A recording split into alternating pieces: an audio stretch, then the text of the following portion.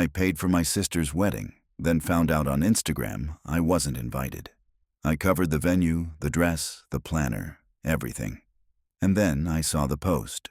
Can't wait to celebrate with all my loved ones. My name wasn't on the guest list. When I asked why, she told me I didn't fit the vibe. Before we get into this insane story of betrayal and boundaries, please make sure to like, subscribe, and drop a comment with your take. Hi, I'm Jake, 32, and last month my life blew up when I found out, by accident, that I wasn't invited to my own sister's wedding. The one I paid for. Yeah, let that sink in. I didn't get a phone call or a heart-to-heart over coffee. I found out the way people find out about parties they were never supposed to know about, on Instagram. Picture it. A glossy white card with gold foil lettering, perched on a satin background captioned, "Can't wait to celebrate with all my loved ones on the most special day of my life." All her loved ones. Except me. At first I laughed. A short, confused laugh like, wait, huh?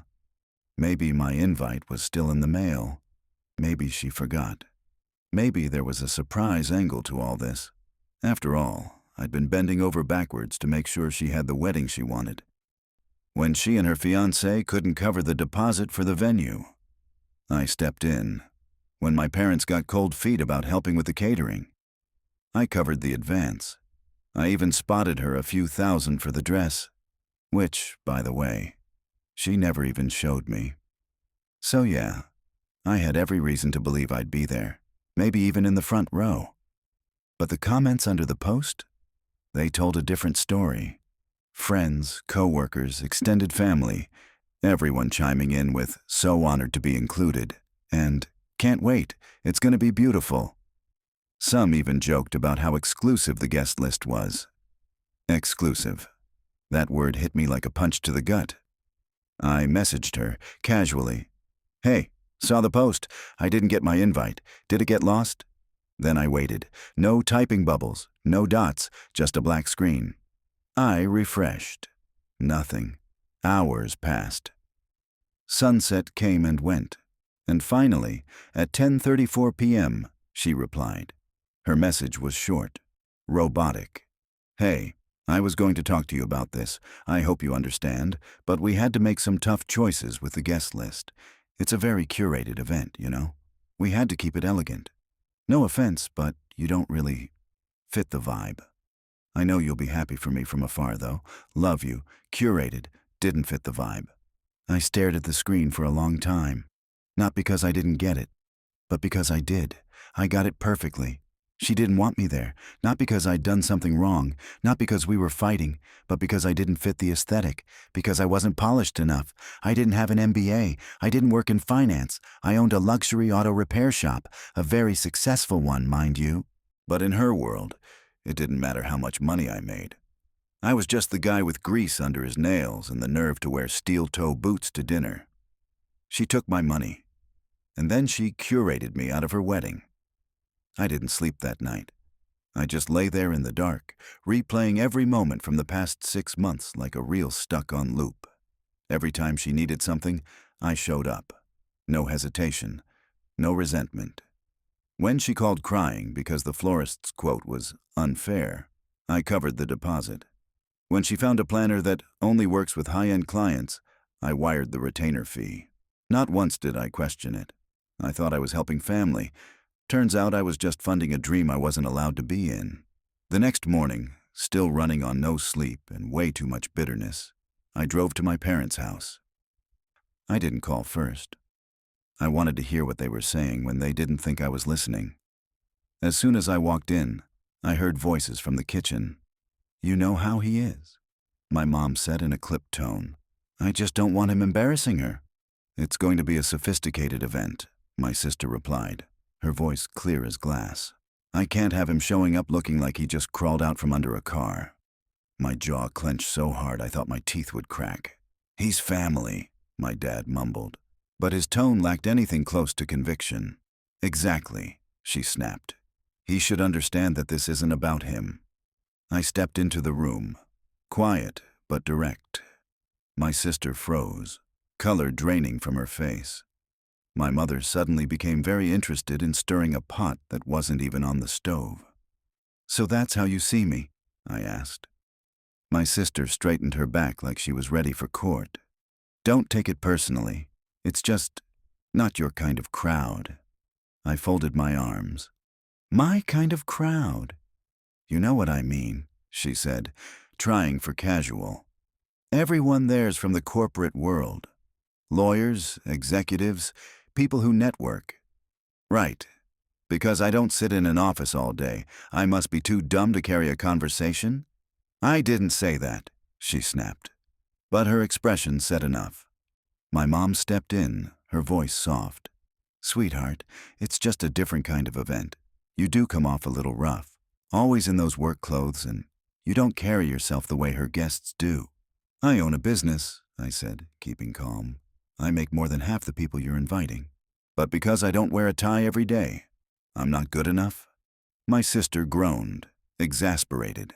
"It's not about money. It's about image. Look, you helped with the wedding, and I'm grateful.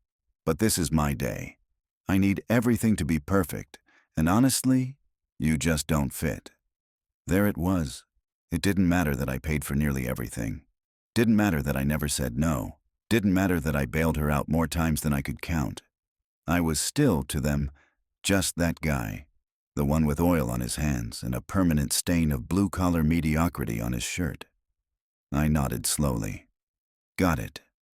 My mom reached for the olive branch. "After the honeymoon, we'll have a nice family dinner. Just us. Something more your style." I smiled, but it didn't reach my eyes. "Yeah, something more my style. Because in my world, when someone helps you, you don't treat them like dirt after." I walked out before anyone could reply. On the way home, my phone buzzed. A text from my sister. "Don't make this a big deal, okay? You know I love you. Hope you can still help with the final payment for the cake. It's due Friday. XO?" I laughed. Hard. So hard I had to pull over. She really thought I was still going to pay. That text was the last straw. Something in me snapped. Not in rage, not in heartbreak, but in clarity. I finally saw it all for what it was. I wasn't her brother. I was her sponsor, her backup wallet, her safety net with a wrench in his hand. And the worst part? I had let it happen. Not anymore. By the time I pulled into my shop, I already knew what I was going to do. I sat at my desk, opened the message thread, and typed, "Sorry. Wouldn't want to embarrass you by being associated with your wedding. I'm sure you'll figure it out without me. Good luck." No emojis, no exclamation points, no fake warmth. Just the truth. She called within minutes. I let it ring. Then she called again. Then my mom. Then my dad. 12 missed calls by the time I locked up. The next morning, my phone blew up with texts. "The cake is already ordered. You can't just back out now. Don't be spiteful. It's a misunderstanding. We raised you better than this." Not one of them said, "We're sorry." Not one. So I called her. She picked up immediately, like she'd been staring at the screen all night. "Oh my God, finally," she said. "Listen, I don't know what's gotten into you, but you're being completely unreasonable. You already agreed to pay—" I changed my mind. Silence. "Oh, what?" "I'm not paying another dime," I repeated, slow and steady. "You'll have to figure it out. Are you serious right now? You're really going to screw me over like this?" I chuckled. "You mean like how you screwed me over? Like when you curated me off your guest list because I wasn't fancy enough?" She huffed. "It's not the same thing. That was about appearances. This is actual money." "Not my problem." "God, you're so dramatic," she snapped. "You're just mad about the invite. Grow up." "No, I'm mad that you used me. You didn't even try to hide it. You looked me in the eye and took my money like it was owed to you, and then you turned around and pretended I didn't exist." "Please," she scoffed. "You have plenty of money. You wouldn't even miss it." There it was. Not gratitude, not remorse. Just raw entitlement. "You're right," I said, voice cool now. "I do have plenty, which is why I can afford to make this the last time any of it goes to you." "Wait," she started, but I hung up. I was done. Of course my parents didn't take that well. That Saturday, they hit me with every guilt trip in the family playbook. My mom cried. My dad sighed heavily into the phone. I heard the words, "Just one more thing," more times than I could count. So I said what I should have said years ago. Funny. Family helps family. I don't remember anyone helping me when I was sleeping on a cot in the back of the shop, eating ramen 6 days a week, trying to get this place off the ground. I don't remember anyone lending me a dime. But I said yes, every time. I showed up, I paid, I helped. And the second I wasn't useful anymore, I got cut out like a bad line item on a budget spreadsheet. Silence. You want the wedding? Fine, figure it out. I'm out. Then I hung up, and I blocked them. For the first time in my life, I felt clean. The silence was almost eerie. No calls, no texts, no knocks on my door. Just quiet. And not the peaceful kind either.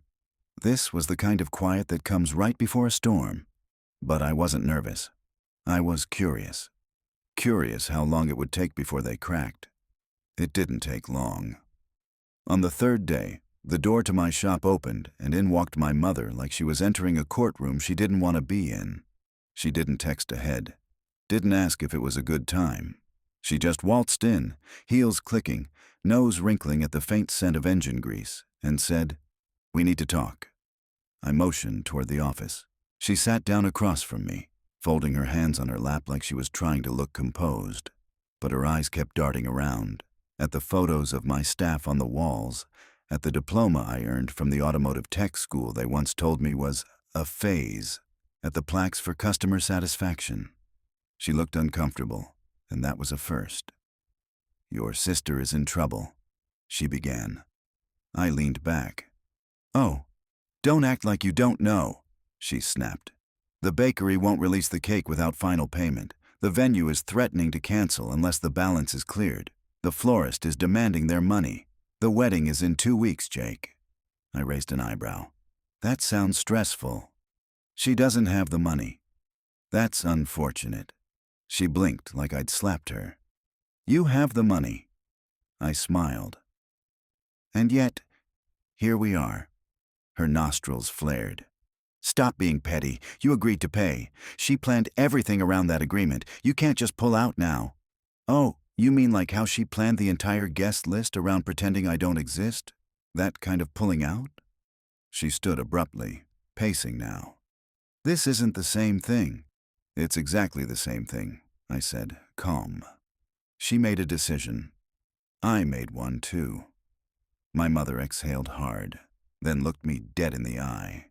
"If you don't help her, she's going to have to downgrade. She'll be humiliated. People will talk." There it was. "It's not about her feelings," I said. "It's about appearances. Always has been." "She deserves a beautiful wedding." "She deserves what she can afford," I corrected. "She'll never forgive you for this." I shrugged. "And I'll sleep just fine." That was the moment. I saw it click in her eyes. That I wasn't bluffing. That I wasn't still the obedient son who'd show up with a checkbook and a fake smile. She left without another word. And over the next few days, I started hearing things. Rumors, whispers. My sister posted a vague status online. "It's hard when the people you count on let you down." I didn't take the bait. Then my cousin texted, "Yo, your sister is spiraling. What the hell's going on?" "She didn't invite me," I replied simply. There was a pause, then, "Oh, okay, yeah, I get it." The next day, my sister finally texted, "Can we talk?" I waited an hour before replying. "About what?" "I just don't want things to be like this between us. Can we meet for coffee?" Part of me wanted to say no, but the other part, the part that wanted to hear her say it, to see if she had it in her to apologize. I gave in. We met at a coffee shop downtown. She was already there when I walked in, perfectly styled, perfectly poised. She smiled like everything was normal. "Hey," she said. "Hey," I replied, sitting. She sighed, dramatic as ever. "Look, I know you're upset." "I'm not upset," I said. I just finally see things clearly." She tilted her head. "What's that supposed to mean?" "It means I know exactly where I stand in your life. And now, so do you." Her smile faltered. "If I invite you now," she said quietly, "will you help?" I stood up, buttoned my jacket, and smiled back. "Enjoy your wedding, sis, but you'll have to figure it out without me." And I walked out. The morning of my sister's wedding, I woke up to sunshine and silence. No errands. No panicked phone calls, no guilt hanging around my neck like a wet towel.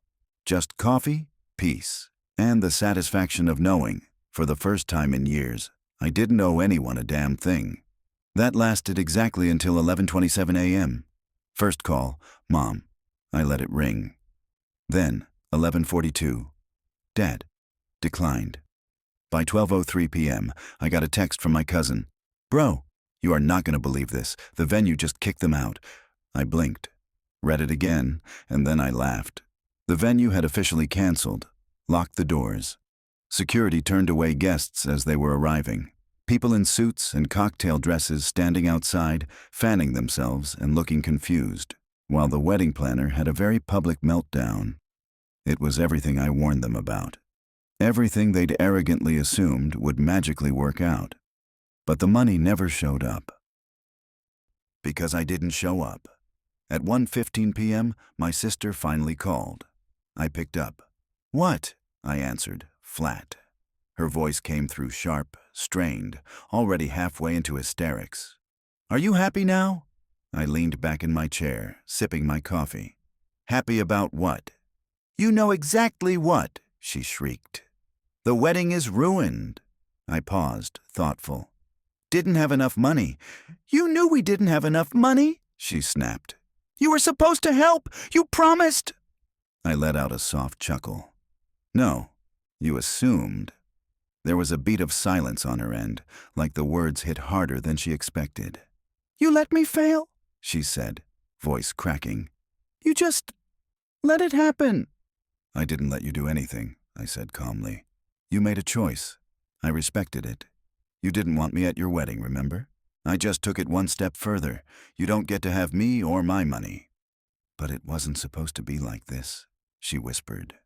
"No," I agreed. "You thought you could use me, then toss me aside when the lights came on. And you assumed I'd smile and pay the bill anyway. You're my brother." "Yeah, I was. Until I realized that brother to you just meant bank." "I didn't mean it like that. You never do," I said. "That's the problem." She didn't say anything for a while.